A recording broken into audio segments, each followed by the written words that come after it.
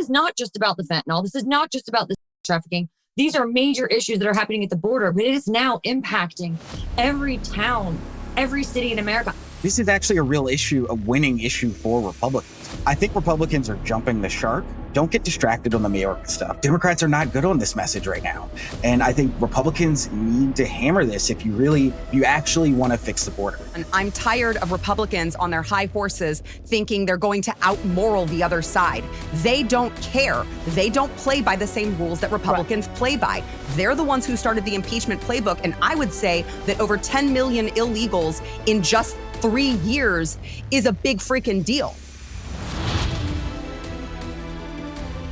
All right, it is Friday Eve. We are on a glide path to the weekend here at the Sean Spicer Show. And guess what? We've got a great panel discussion coming up, breaking down everything those tech titans said. Are they really to blame, or is it the lawmakers to blame? I'm going to ask the panel today. By the way, tomorrow, Bill O'Reilly's on the show. It's going to be awesome. We'll do it live. Just kidding. And then Monday, Tuesday, Wednesday next week, big shows headed your way. Governor Mike Huckabee, Victor Davis Hanson, and Stephen Miller are all going to be here. But today, a huge panel discussion with Sara Gonzales. She's got a brand new show called Unfiltered on the Blaze. Erin Elmore, you know her as a contributor at Turning Point USA, an attorney extraordinaire, as well as Michael Starr Hopkins. He's an op-ed writer at The Hill, host of the Roots podcast, and a fellow contributor with me at News Nation. Let's get into it. All right, gang, good to see you. First, I want to just, as I said in the intro, Sara Gonzales, congratulations on the new show.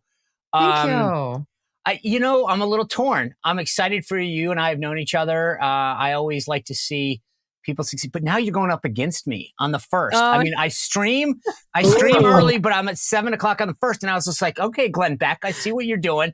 You're putting your number one person. I get Glenn Beck, what he's doing here, but congratulations on the big new show. I know it's going to be a success. Thank you. Okay.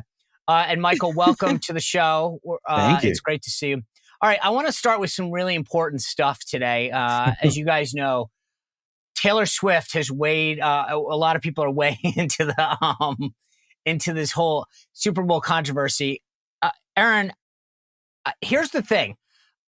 I at first when people started saying, "Okay, Taylor Swift is a psyop," I thought it was like funny and people were making fun of it. In fact, this morning I tweeted out that there's a brand new conspiracy that Taylor Swift and Punxsutawney Phil have teamed up with the MLB so they won't see his shadow. So spring comes early and MLB season kicks off better. I mean, like, I hate to say this, but I feel like this kind of talk is what makes society dumber.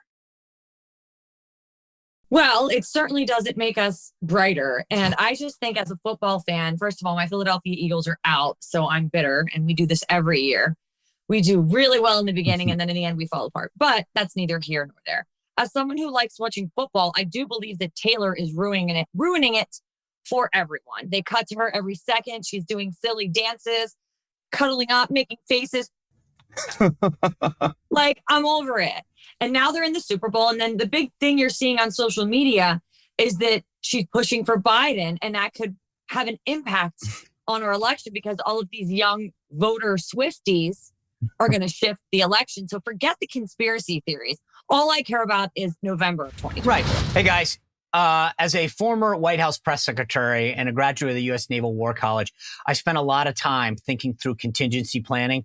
And there's nothing better that you can do for yourself and your family and your loved ones than getting the Patriot Power Generator 2000X. When something goes wrong, a natural disaster, some other thing that attacks our power grid, you will be prepared. The Patriot Generator 2000X is the perfect thing for your house, your family. You can plug in everything, a refrigerator. So if you have medical supplies or food, you will be prepared. All of those other tablets and computers, things that are helpful for you and your family, the Patriot Power Generator 2000X takes care of it. The best part about it is it's portable. You can bring it in your house. You can take it with you on a trip, run it out of your car at a campsite. It doesn't matter. Put it literally in your house and on the counter and power the fridge. You can do it. Plus, it operates off a solar panel, which comes free with your order. You will be prepared. No running to the gas station, no worrying about anything else. The Patriot Power Generator 2000X is your hedge against the inevitable. Go to 4patriots.com/Spicer to get yours now. But Michael, here's the thing. Do you really think, I mean, first of all, this idea that she's going to show up on the Jumbotron after parachuting in from Japan, getting out of the plane, it just, like, I got to be honest with you. Walking onto the stage. Exactly. She and Usher is, you know who's pissed about this whole thing, by the way? Usher. He's like, dude, I finally get to be the Super Bowl entertainment, and I'm now getting overshadowed. But the thing that I find fascinating is she endorsed Biden in 2020. Who cares? If you really are waiting to see who Taylor Swift endorses, then I think we have a bigger problem at hand. We should be making a case, and I get your side benefits from this, potentially. But here's my point. I just, who cares? She endorsed him in 2020. We'll find people. But if you're waiting to find out who Taylor Swift believes should be president, we have a bigger problem on our hands, societally-wise. Yeah, I mean, I don't understand as a Democrat, like, why this is such a big deal. She endorsed Biden last time. She endorsed the candidate against Marsha Blackburn before. Like, we know where this is going to go.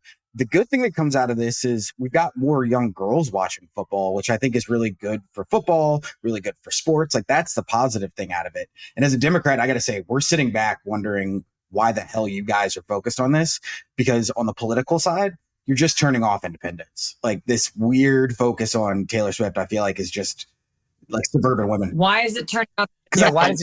I think that there's this like idea of like, why are Republicans focused on this like weird Taylor Swift is like a CIA psyop, like immigration's the thing you guys have a strong argument about right now. Like, spend all your time focused on that. All right.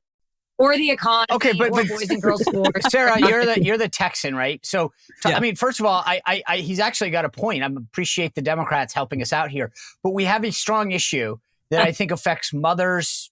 You know, frankly, on the fentanyl issue, security issue. I mean, it's a winning issue. And like I said, initially, I thought this was kind of cute and funny. It was just like, I thought people were actually having fun with it. And then I realized like a lot of them are actually serious. They're like, no, she's a plant.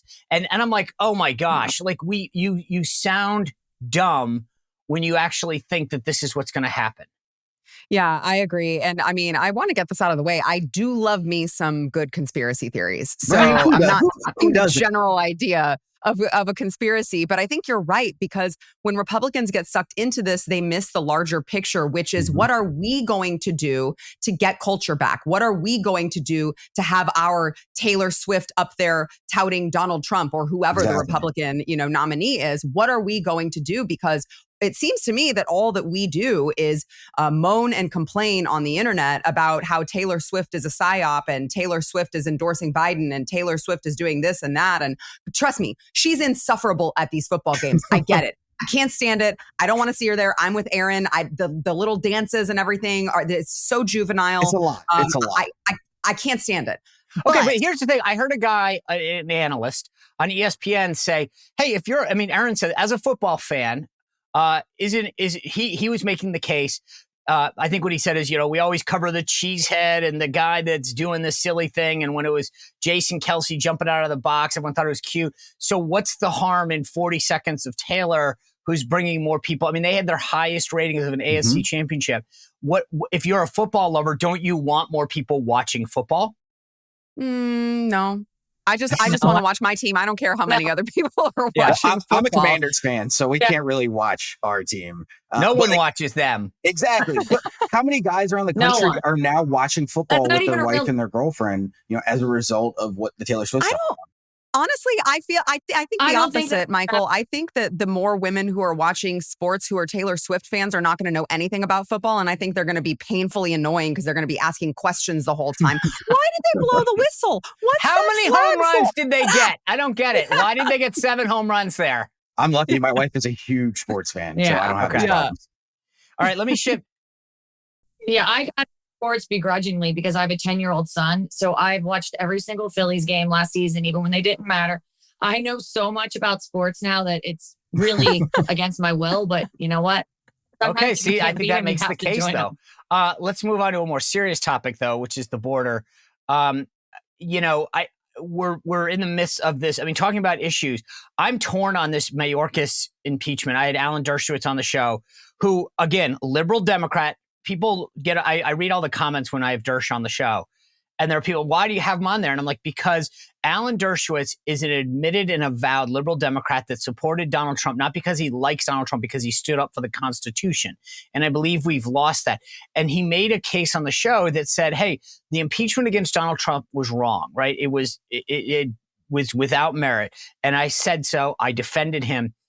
But similarly, there is no high crime and misdemeanor when it comes to Mayorkas. You may disagree with his policy, but that's not what the framers created impeachment for. Sara, as a Texan, you start with you.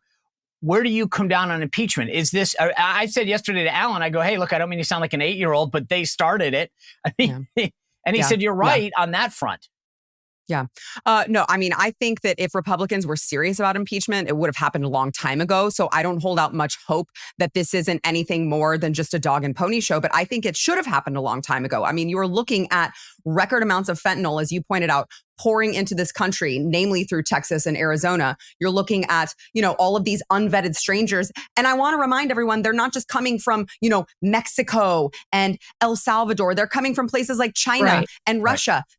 His spoiler alert, they're not walking straight here. They're catching a plane south and they're walking through our open border. Why would they be doing that?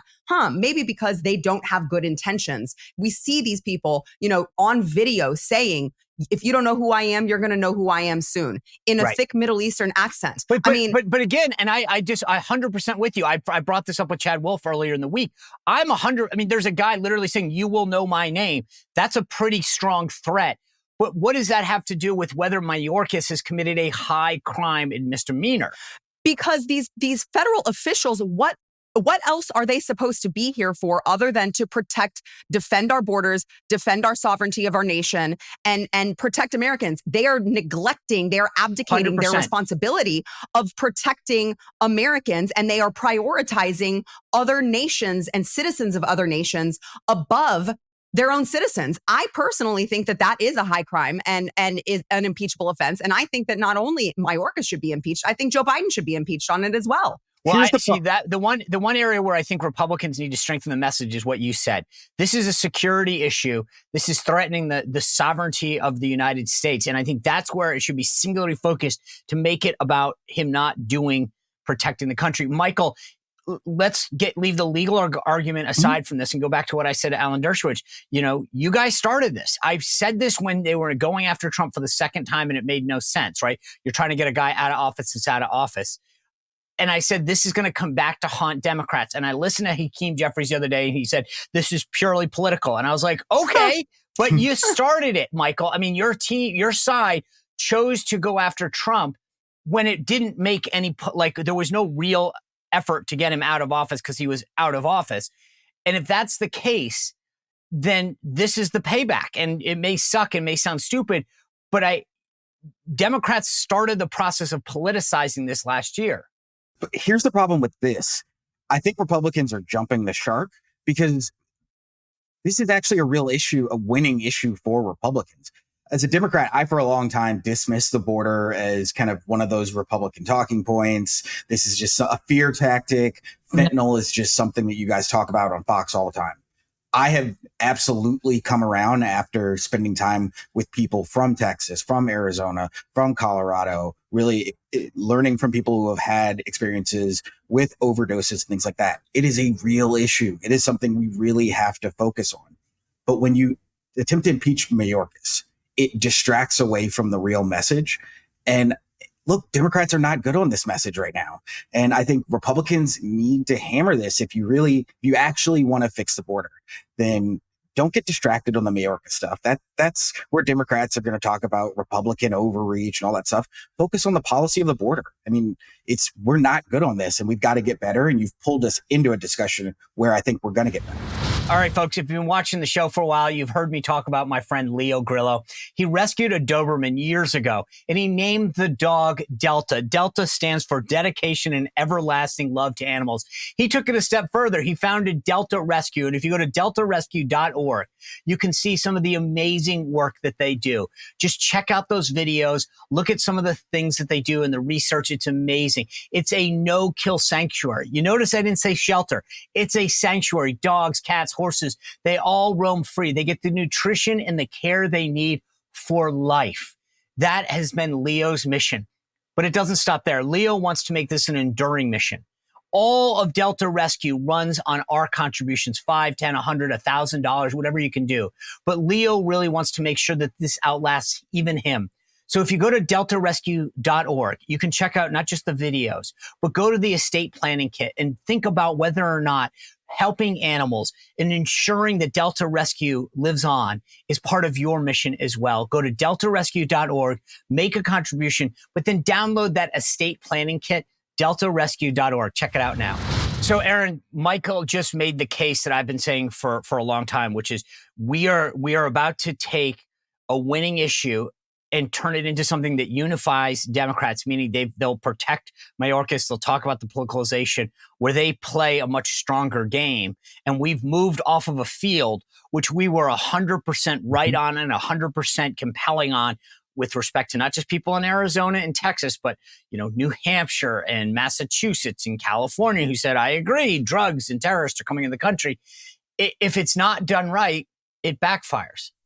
See, I don't think the average American even knows who Mayorkas is. I think we are all living, sleeping, and breathing this.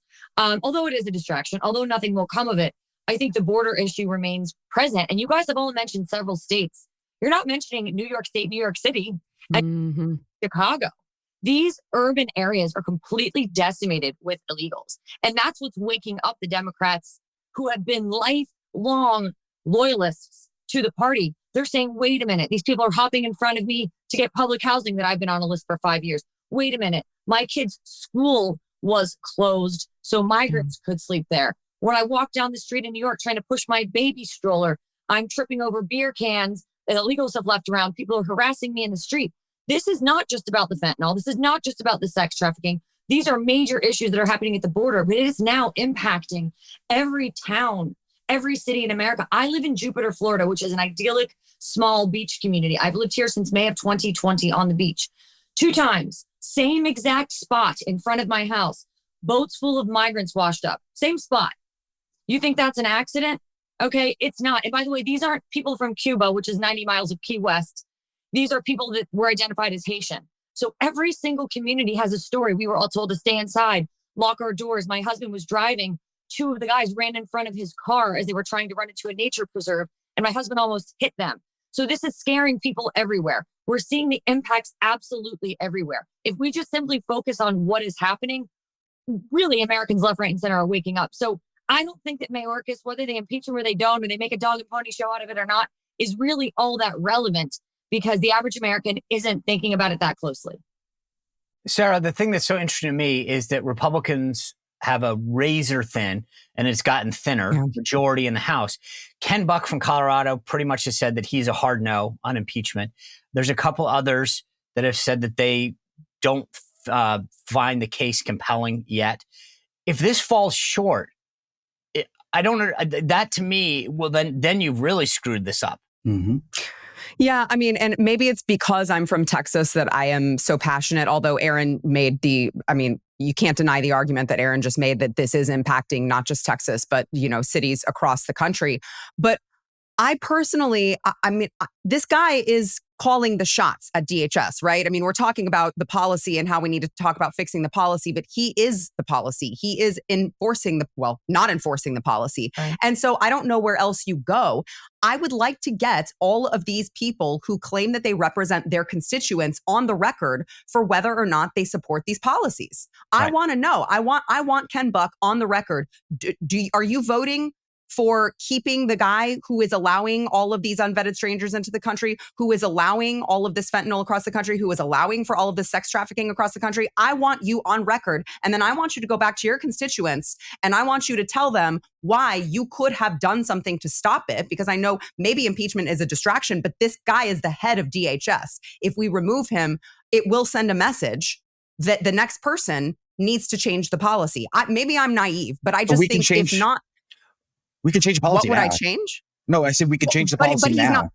He isn't going to. He's not going to enforce it. He won't do it. But Sara, let me ask you this.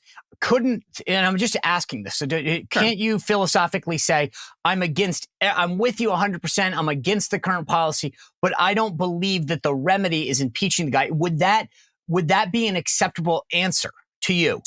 To me, no, because to your point, Sean, I'm tired of Republicans on their high horses thinking they're going to out-moral the other side. They don't care. They don't play by the same rules that Republicans play by. They're the ones who started the impeachment playbook. And I would say that over 10 million illegals in just 3 years is a big freaking deal. Like, I mean, it's way more of a big deal than he had a phone call with Ukraine saying, I want to root out corruption. Donald Trump had a phone call that they impeached him over. We are talking about complete neglect at our southern border. We're talking about potential terrorist attacks on American soil that can be traced back to this regime's lack of enforcement of the border. I think that we need to just stop trying to out-moral the other side and say, fine, you guys want to put impeachment on the list every single time we're mad about something. This is actually something to fight over. Yeah, I will agree with you on this broader principle. I'm tired.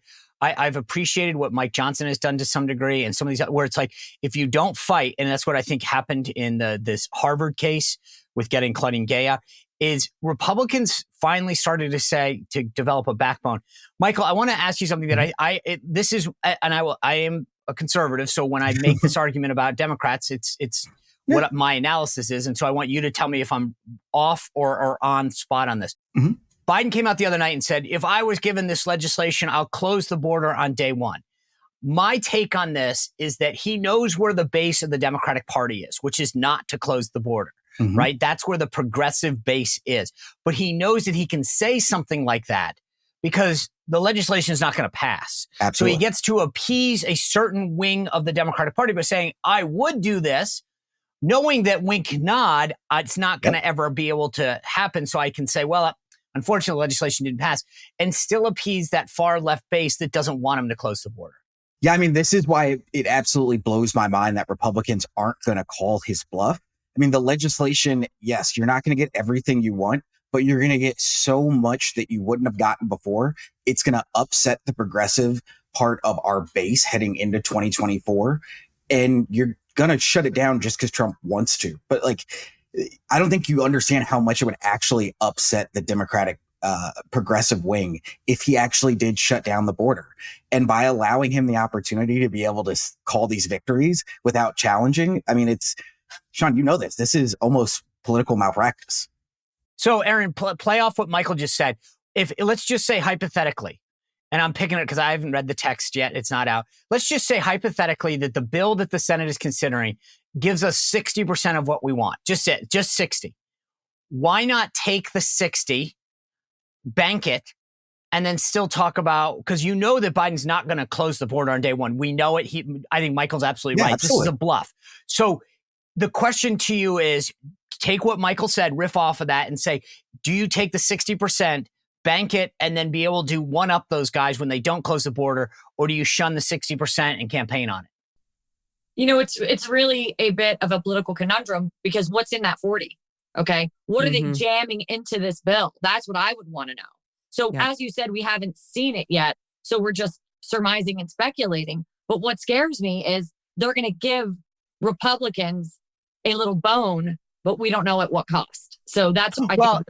And Sarah, the thing that's interesting about the legislation that I've heard so far, right, is the hit is it doesn't go far enough. Okay, fair enough. And I agree with that. Especially for people like you in Texas and the folks in Arizona, whatever, they're on the border. But what I haven't heard, the one criticism is that it has H-1B visas in it, high tech, high skilled workers in it. Okay, I'm not sure that that's the biggest giveaway in the world to be letting in more people who are going to create jobs in America. But that aside, if that's the greatest criticism, like I haven't heard, we're doing these bad. I mean, what is the worst part of the legislation that you've heard so far that would make you urge people not to support it? The more money, more taxpayer money, more money from you and me and Erin and Michael that is simply going to go to Border Patrol, not to actually deter these illegals, but to allow them to process them. Yes. And that's what's so frustrating for me is that why do we need to give our money to them to process more illegals into the country? That it's absurd. It's infuriating. And for me, that would be a hard no. And on top of that, you can tell me if this is what you heard. One of the other things that I heard is that there's going to be a daily cap right? Like 3,000 or 5,000. Well, once we get to 5,000, then we're going to shut the border. So you're going to admit that you have the ability to shut it down and then just say, but we want a 5,000 max and then we'll shut it down. I mean, you have to hold these people's feet to the fire and say, we're not going to give you more of our money and have you admit that there is a problem and then just blatantly say we're not going to take care of it until we've allowed our maximum in. It's just on principle. Right. And it doesn't make any sense. The number is what concerns me. I also agree with you on the processing piece. You're going to get more money. Why are we using it to process instead of stop? Here's the one tactic that I think that James Lankford, the senator from Oklahoma that's negotiating, should use. Democrats, because of exactly the strategy that Michael has laid out, have gone out and said, oh, you should just sign this. And they get it because they know Republicans are going to eat their own. If I were James Lankford, I would take what Sara just said and what Erin said, combine that and say, you know what? We're on board as long as you do the following, right? So they take out the caps. They switch out the money for more border security. The Democrats, to use an old phrase, are already pregnant on this issue. They've already said they're for it. So now you go in and just say, okay, you just got to change these 5 provisions and we're with you. And then the Democrats have to, call your bluff and say, no, now we're against it. Well, the media wouldn't know what to do with that. That's so an I easy think one. that, to me, Lankford should just call their bluff and go, okay, here are the 5 things that we need to do, because none of they've done a good job of creating this media narrative that it's so good. It's so good. And we're just we're not accepting it. Lankford should use that to his advantage negotiating wise and say, okay, here are the 5 things that Republicans need. And if you give us those and exactly what Sara articulated, I think this is actually, they could flip this, but they just don't know how to win an issue. I do want to segue into what happened on Capitol Hill yesterday because it involves the Senate. All these CEOs, these tech CEOs were up there. I just want to play for you guys real quick this exchange. Obviously, it's gotten a lot of play of Senator Hawley and Mark Zuckerberg. So you didn't take any action. You didn't take any action. You didn't fire anybody. You haven't compensated a single victim. Let me ask you this. Let me ask you this. There's families of victims here today. Have you apologized to the victims? Would you like to do so now? Well, they're here. Mr. Zuckerberg, you and the companies before us, I know you don't mean it to be so, but you have blood on your hands. You have a product. You have a product that's killing people. Okay, so I have several aspects I want to play for you or break down on this. The first is you heard Lindsey Graham say, you have blood on your hands and da-da-da-da. The first thing I started to think to myself was, I'm sorry, who are the people that write the legislation in this country? Because I get it. They should be pounding on these CEOs for what they're doing to children. They know social media is addictive. They know that wink nod that they're actually marketing it to them. And yet the senators are acting like they're useless. They're like, you guys need to do this. Well, the Senate gave them Section 230, right? Just going to say that. 90s, what's that? I was just going to say that. Well, then go on, because to me, this is the problem. These guys acting like, oh my God, you tech CEOs. And I'm like, really? What's preventing any of you at that dais from doing something, Erin?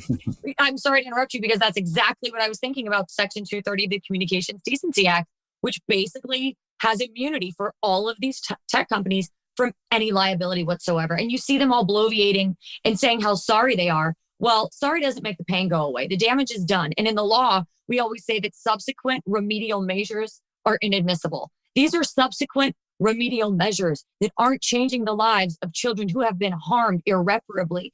And for people on either side of the aisle, somewhere in the middle, to stand up there and bang their fist and say how bad it is, it's not changing what has happened, and it isn't changing Section 230. If they really cared, they would go about that right now. And that's something that I do think the Democrats and Republicans alike can have unity on. Because if they, 230 is really, really bad. And it's basically giving them the green lights to do whatever they want without any recourse whatsoever.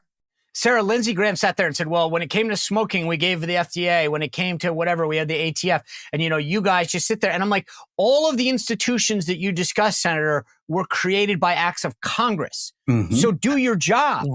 Yeah. Do your job. Yeah, no, I totally agree. Although I will say, I would like to just point out, I think that there is blame to be shared here because all of this is solvable. And all of the senators and congressmen who want to sit there, as Erin pointed out, and bloviate about all of these problems as if Mark Zuckerberg is the only one who can change something is ridiculous. But I just want to say, let me tell you this, my oldest son is 11. He has no access to a smartphone. He has no access to a tablet. He has no access to social media. Why? Because I'm the parent. And so I do think that there is a little bit of responsibility that we need to point out that is on these parents who should not be allowing their children to be babysat by these screens, because we all know what's on these systems. We all know what's on Facebook. We all know what's out there on the internet. And so I just wanted, the mom in me just wants to point out the responsibility of the parents to stop letting their kids have access to this. Hey, folks, are you looking to secure your financial future? I know during the Biden economy, that's something that all of us are trying to do more. I've added precious metals to my investment strategy, and the people that I trust to do that are the folks at Bishop Gold Group. Now, if you go to bishopgoldgroup.com/Sean, you can begin your journey as well with a special promotion. Or you can give them a call at 844-984-1616. These are the people that I picked up the phone. I called them. I walked through my particular situation. And we came up with a strategy. Now, maybe you have an IRA that you want to roll over. Maybe you just want to diversify your investments. But people at Bishop Gold Group are the people that I trust. Give them a call or go to the site, bishopgoldgroup.com/Sean. You get on the phone, you talk about your particular situation, and they'll help you come up with a strategy. Maybe you keep some of the gold with you. Maybe they do it for you, but you can work with them one-on-one to come up with a strategy that's good for you. So go to bishopgoldgroup.com/Sean to begin your journey to financial freedom through precious metals. I've said this before on the show. Like, I have these conversations with parents who are like, I can't believe. And I'm like, you do know you're in charge, right? I mean, like we keep acting like somehow the parent isn't giving the tablet or the computer or the phone to the kid. I think Sarah's right that there's blame to be shared here. The parents are allowing some of this to happen. Now, I will say this, as a parent, you can't be there to monitor 24/7.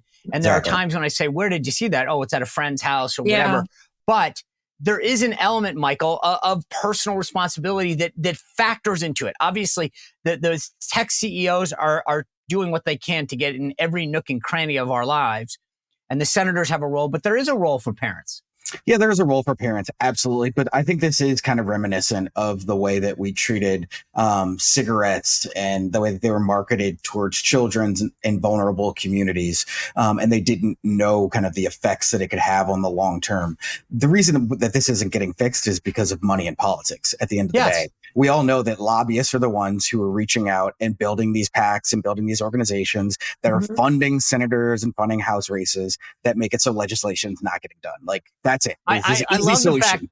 The fact, that was the one aspect I knew I had forgotten something, and I'm glad you brought that up, because same thing. They kept talking about how powerful they were, and I'm like, they're powerful because they're paying for you guys. They're if you don't take their money or accept their lobbyists, then they can't do it. But I just loved the fact that these guys on the dais yesterday acted like they were these innocent. They're like, you guys are so strong and powerful. And I'm like, while taking Facebook's PAC money.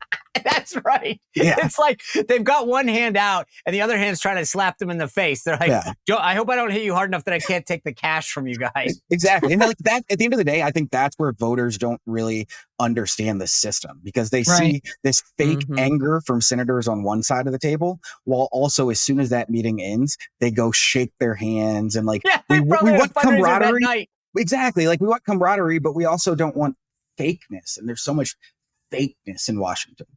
Yeah. All right. Speaking of fakeness, I like to consider myself a fairly an expert in apologies. And I thought right out of the gate, my initial reaction was I gave Zuckerberg credit for turning around, right? Because Holly tried to do this holier than thou. Like, do you want to apologize to these families?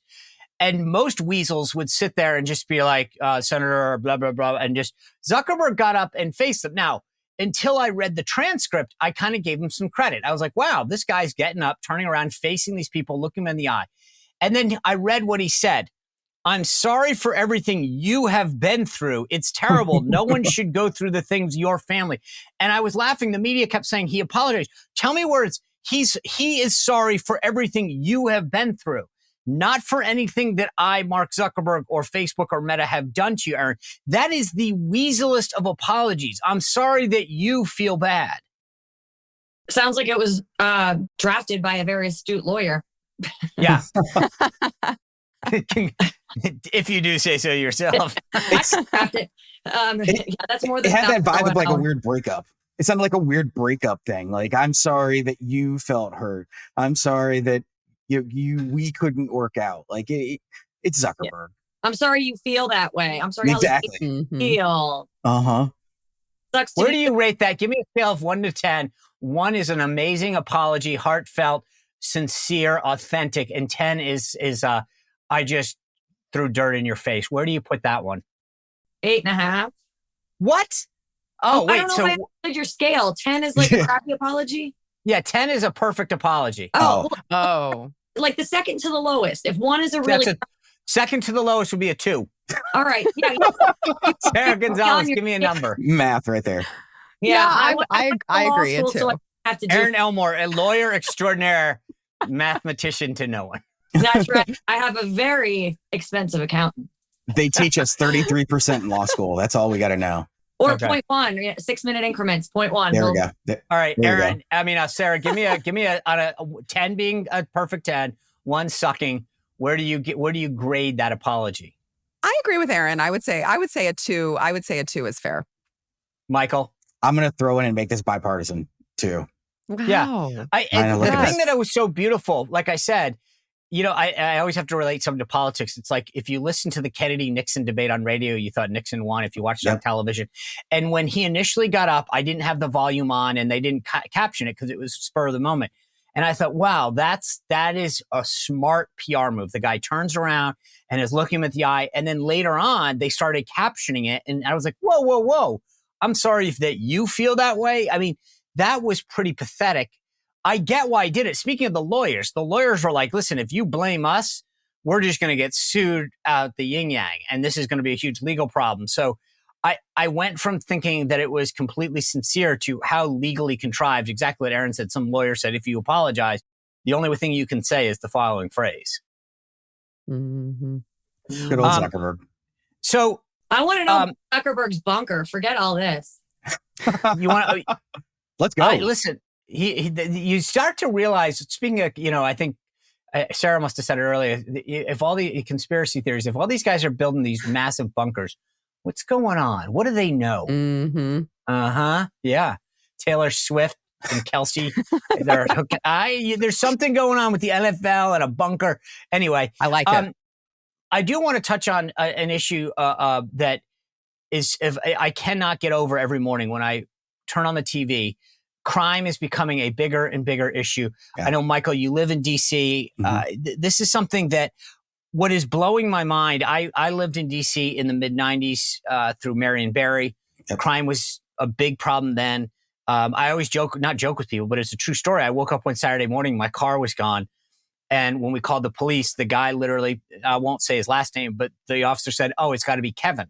Yeah. And I was like, "I'm sorry, Kevin?" And he goes, "Yeah, Kevin." And I still know the guy's name in my head, but I won't say it. And he said, "Yeah, he steals cars." And I was like, "Oh, could I get mine back?"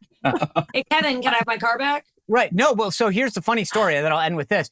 I said, well, he couldn't have gone far because there's no gas in it. They did find the car 7 blocks away at a 7-Eleven in Northeast DC, but he had filled the car up, so I got a free tank of gas. The downside is he threw my mixtapes out. All my mixtapes got thrown out. My roommates were actually very excited about that because let's just say weren't on loop. My mixtapes were not exactly cool, palatable, as I think the word they used, hip, enjoyable. So my roommates were actually excited that Kevin, not using his last name, had stolen my car. But there were literally the cops knew his name, knew what he did. And I feel like we're back in that era now. The difference is Kevin was a grown man and apparently, according to the officers, stole cars for his drug habit. The kids now, Michael, are these young kids. And I listen to the news do these interview with parents and whatever, and they're like, there are no consequences. And these kids face, literally one of the parents of the victim said the problem is these kids know that they're not going to face any jail time, any serious penalty. And so what is the answer here? Because you have DC, it's your party 100% controls it. Mm-hmm. Yeah, I got to say, I don't really know what the answer is here, because you're right. You're seeing juveniles commit crimes at such high rates, and they're getting younger and younger. We saw here in DC a shooting and a carjacking, a 9-year-old and a 12-year-old. I grew up here. So I'm a Washingtonian. I grew up here in the 90s and the 80s when it was really bad, when it was the murder capital. Kevin? He's my next door neighbor. You didn't know? Me and him went to high school together. Hope your car's okay. I doubt Kevin. Yeah, right? But it's sad because you're watching the city kind of go back. But crack isn't here, and so at least you could understand why in the 80s and the 90s it was based off crack. Now you can't. Right. You don't see the same kind of thing because the city looks like it's flourishing. When you drive around DC, it's luxury condos everywhere. But you can go from one block where it's luxury condos to one block and it is row houses that are abandoned. And they've learned it doesn't make sense to rob your neighbors who also have nothing in Anacostia. And they're coming across to the more upscale neighborhoods. And so we're seeing this all over the country. This isn't exclusive to DC. It's exclusive to liberal cities. Yeah. Crime's actually down in liberal cities, in cities all across America. That is not accurate. I mean, it's not. It's just simply you're analyzing data in a way that is completely and utterly a manipulation of data, because every major city right now is completely destroyed. And the answer is actually very simple. Let's get out the George Soros elected district attorney. Yep. Let's prosecute crime. Let's fund the police. Let's allow those police to hit the streets and arrest these people. Let's make loitering and homelessness like more of a crime if they're, in certain areas. I was a public defender. I was a public defender in Manhattan, and New York can't arrest its way into fixing crime. It worked a few years ago. Yes, they can. But they can't. I had clients who had 45 misdemeanors, and it was loitering, it was stealing from CVS, and them arresting them, continuing to arrest them, wasn't solving the problem. It was right, because they need to throw them in. No, they need to throw them in jail for longer. Michael, I guess my question is, so you're the guy on the front lines. You see this over and over and over again, right? Yeah. So what is the deterrence model? If I know that I can literally steal forever, why get a job? I mean, for a while, it was like Bill Clinton wanted midnight basketball and it gives people something other to do. I've been making the case that if you know that crime pays, I steal a car, I get $500. Tell me another job that's going to give me $500. Not going to happen. So crime now pays. What is the answer that stops that? So I think I already gave it. I would reject the notion that crime pays. I mean, the people who are committing these crimes, it's not like they're living these lavish lifestyles.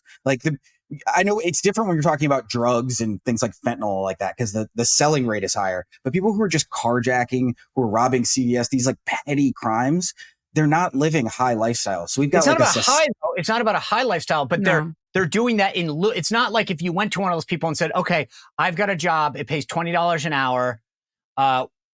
We'll move you into that. It's not a question of living this life of luxury. They're choosing to do that instead of working. Yes. Yeah, I'm not going to disagree with that. I think there is a lot of issues with people in wanting to work versus seeing they can go out and rob and steal. But I think to get to the essence of what you were talking about, the violence we're seeing in cities in terms of murder and violent crime, it's scary. People like me are looking to move out of the city, and I'm from here. And so they're going to bring their politics with them and ruin our conservative cities.